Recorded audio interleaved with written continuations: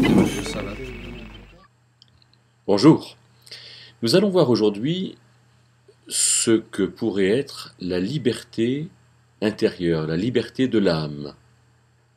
Alors l'âme, encore une fois, c'est facile d'en parler, c'est plus difficile d'être sûr qu'on dit vraiment ce qu'est l'âme. Mais bon, on peut se risquer un petit peu et essayer en tout cas de poser certaines choses, notamment avec le message biblique, avec la parole de Dieu qui nous donne des indications précises. Alors peut-être en premier lieu, parlons de ce que pourrait être l'harmonie de l'âme. L'âme, ce mouvement intérieur de l'être, cette réalité simple qu'on peut nous-mêmes un peu sous-peser, qu'on peut considérer. Comment se porte mon âme aujourd'hui, mon mouvement intérieur? Est-ce que j'ai la pêche? Est-ce que je ressens de bonnes choses? Est-ce que j'ai envie de dire ce que je ressens? Au contraire, est-ce que je suis tristouné, fatigué, découragé, et puis plutôt tourné vers moi? Alors cette harmonie de l'âme est un indicateur efficace de ma liberté, de la direction et de la force de ce mouvement qui m'habite. Et donc j'ai peut-être intérêt à l'écouter, hein, à savoir où est-ce que j'en suis. Et donc entendons par exemple que Jean, l'apôtre Jean, dira à Gaius dans sa troisième lettre, eh bien que tu prospères comme ton âme prospère, hein, au verset premier. On voit donc que la prospérité de l'âme est quelque chose d'important qu'il faut savoir écouter et sur lequel on peut avoir une action tout à fait précise. On entend Pierre parler en 1 Pierre 2,11 de ces convoitises qui font la guerre à l'âme. Et donc on sait par la Bible, par Pierre, mais aussi par Jude, par Romains, par Paul dans les Romains, que les convoitises proviennent de l'absence de communication, de communion avec Dieu.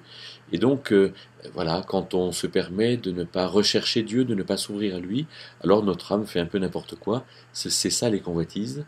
Et donc les convoitises abîment notre âme, hein, et il y en a un manque d'harmonie. On entend ce même Pierre donner quelques détails concernant Lot, par exemple, dans sa deuxième lettre, au chapitre 2, au verset 8, et Pierre dit que le juste Lot tourmentait son âme à cause des actions impies de ceux qui étaient autour de lui.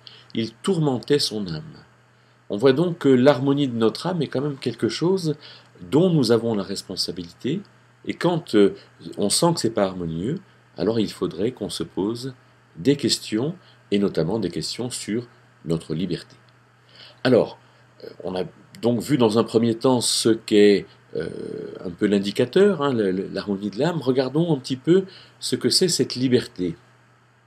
Alors le même Pierre dira dans sa première lettre, au chapitre 1er au verset 22, « Ayant purifié vos âmes par l'obéissance à la vérité ».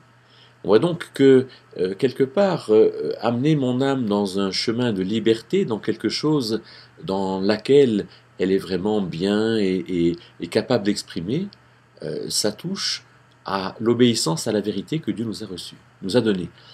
À nous de la recevoir, à nous de la recevoir, cette vérité, de la connaître, de la mettre en pratique, après se l'être appropriée et l'intégrer dans nos vies. C'est dire si la méditation, si la lecture biblique est importante pour que nous soyons avec une âme de bonne qualité. Et ce même Pierre dira au chapitre 4, verset 19, que cette âme, nous avons, nous, à la remettre à un fidèle Créateur en faisant le bien. Autrement dit, quand on fait du mal, on se fait mal, mais quand on fait bien, quelque part, on donne cette possibilité à Dieu de faire quelque chose et de nous faire quelque chose, hein, la remettre à un fidèle Créateur. C'est pour ça qu'on a intérêt non seulement à bien penser, mais aussi à bien faire. Et le Seigneur Jésus a dit en Matthieu 11, versets 28 à 30, il dit que pour avoir le repos de nos âmes, alors il faut prendre son joug, car son joug est aisé et son fardeau est léger. Qu'est-ce que c'est prendre le joug? Eh bien, c'est marcher avec lui, marcher comme lui, en étant dans cette liberté qui est le fait de marcher avec lui. Alors vous me direz, troisième point, oui, mais alors c'est pas de la liberté, ça, c'est de la liberté surveillée. Eh oui, Et c'est pour ça que Paul s'appelle esclave de Christ.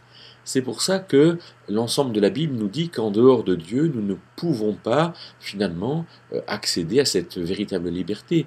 La liberté, c'est d'être capable d'entrer et de sortir, de faire ou de ne pas faire.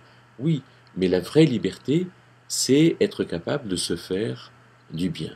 C'est pour ça que notre liberté est quand même une liberté surveillée, et nous avons à faire attention avec nos habitudes, elles ne sont pas toujours bonnes, avec cette facilité qui va nous diriger, qui va nous proposer de faire ceci et cela, mais la facilité n'est jamais un argument très sérieux pour ce que nous avons à faire. Nous avons aussi à faire attention aux modèles qui nous déterminent. Nos parents, nos amis, les gens qu'on admire, ce ne sont pas toujours des gens qui font bien. Au contraire, nous trouvons cette liberté dans une véritable relation avec Jésus-Christ. Alors c'est sûr que la relation avec les autres nous permet de déterminer ce que c'est que cette liberté de l'âme.